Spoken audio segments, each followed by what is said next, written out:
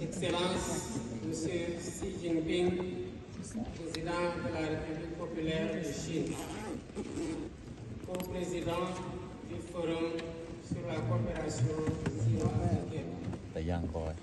Excellence, Monsieur Mohamed Ould Cheikh El Ghazouani, président de la République islamique de Mauritanie et président de l'Union africaine.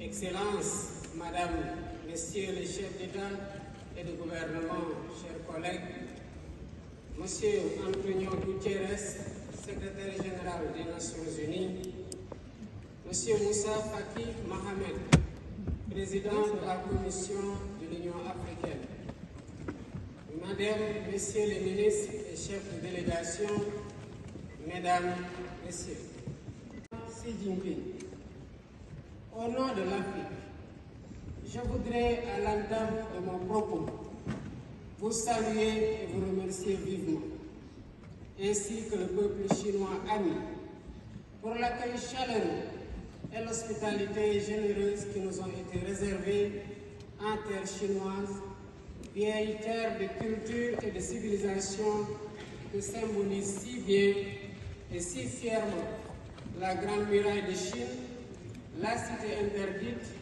et le Temple du ciel entre œuvres grandioses de votre beau pays. En tant que président nouvellement élu, prenant la parole pour la première fois au sommet du Forum sino-africain avec le legs de la co-présidence de notre forum, je tiens à affirmer l'attachement ferme du Sénégal à la coopération Chine-Afrique par nos valeurs communes d'égale dignité des cultures et des civilisations, d'avantages mutuellement bénéfiques et de solidarité agissante.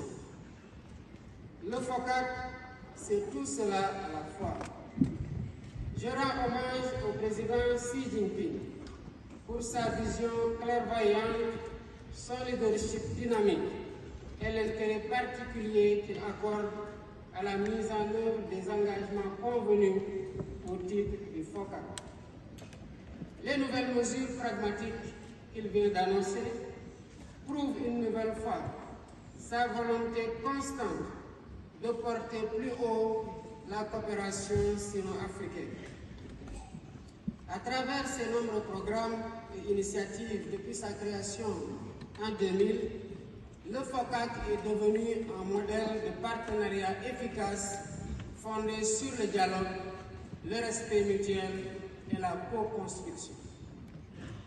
Je me réjouis dès lors de présider cette cérémonie d'ouverture avec le président Xi Jinping en pleine année du Dragon autour du thème « Travailler ensemble à promouvoir la modernisation et à construire une communauté d'avenir partagée Chine-Afrique de haut niveau ». Ce thème est assurément pertinent par la finalité qu'il vise, en ce qu'il prône la modernisation de notre partenariat pour parvenir à nos objectifs communs, malgré un contexte mondial difficile, marqué par la guerre, la violence et l'extrémisme de tous bords, une crise économique et sociale persistante. Les défis sont nombreux et complexes, mais nous pouvons les relever ensemble en resserrant davantage les relations de solidarité politique et économique qui sont au cœur de notre coopération. En tant que co-président du FOCAC depuis le sommet de Beijing de 2018, en passant par la conférence ministérielle de Dakar en 2021, le Sénégal a eu le privilège d'être le témoin des importantes réalisations du partenariat sino-africain. Je salue particulièrement l'initiative des nouvelles routes de la soie qui a contribué de façon significative à la réalisation des objectifs du FOCAC en matière d'infrastructure, notamment dans le domaine des sports, des ports, des aéroports, des routes, autoroutes et chemins de fer. Je n'oublie pas nos acquis dans d'autres domaines stratégiques tels que l'agriculture, la formation technique et professionnelle, l'hydraulique, l'industrie et la santé.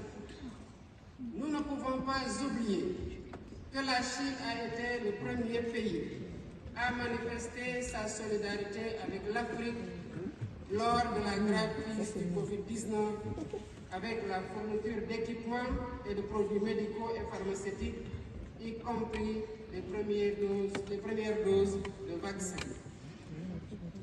S'y ajoute la construction du siège du Centre de prévention et de gestion des maladies, CDC, qui contribuera au renforcement des efforts de lutte du continent contre les périls sanitaires. Dans le domaine commercial, le volume des échanges est passé de 120 milliards de dollars en 2018 à 282 milliards en 2023. Il est surtout heureux de noter que pour un meilleur équilibre de la balance commerciale, la Chine s'est engagée à soutenir l'amélioration des capacités d'exportation de l'Afrique et de faciliter les mesures d'inspection et de quarantaine des produits africains exportés vers la Chine. Je redis notre attachement sans équivoque au principe d'une seule Chine, dont le gouvernement de la République populaire de Chine est le seul représentant légal et légitime.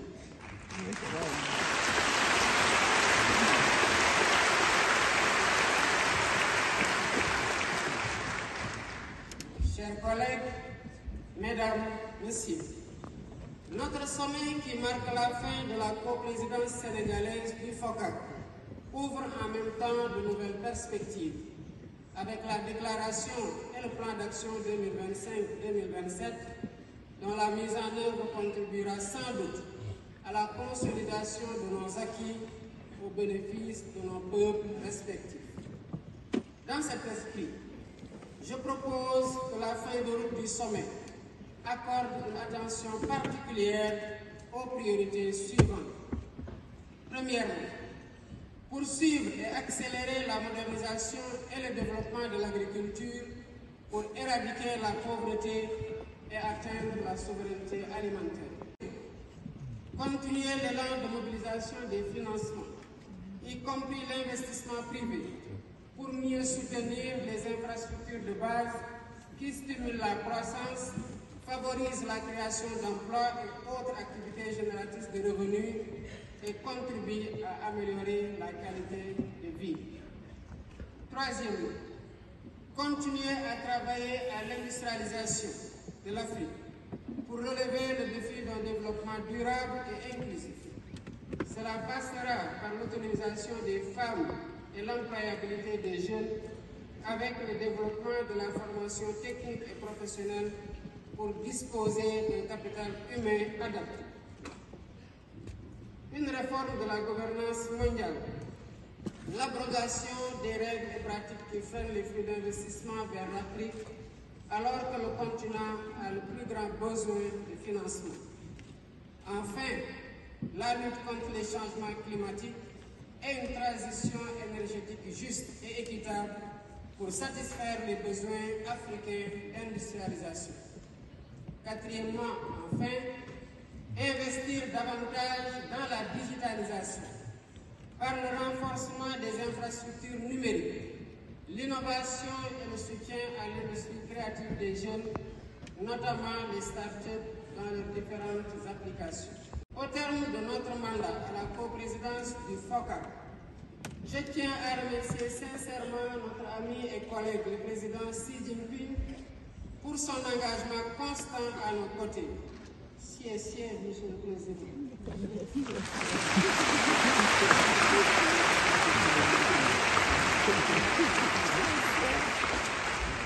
Je vous remercie également, chers collègues et frères, pour votre franche collaboration durant la présidence sénégalaise du FOCAC, qui nous a aidés à dérouler notre agenda commun avec le même esprit de collaboration sincère que le Sénégal continuera de soutenir le Forum sino-africain pour qu'il garde toute la vitalité nécessaire à la construction de notre ambition collective. Je saisis l'occasion pour adresser mes chaleureuses félicitations au président Denis Sassou Nguesso, qui assumera la prochaine coprésidence africaine du FOCAC et lui souhaite nos vœux ardents de succès.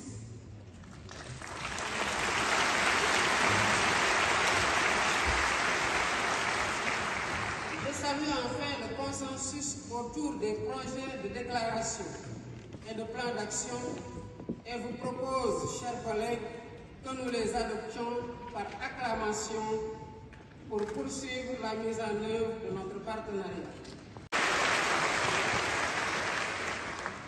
Je souhaite plein succès à nos travaux et vous remercie de votre aimable attention.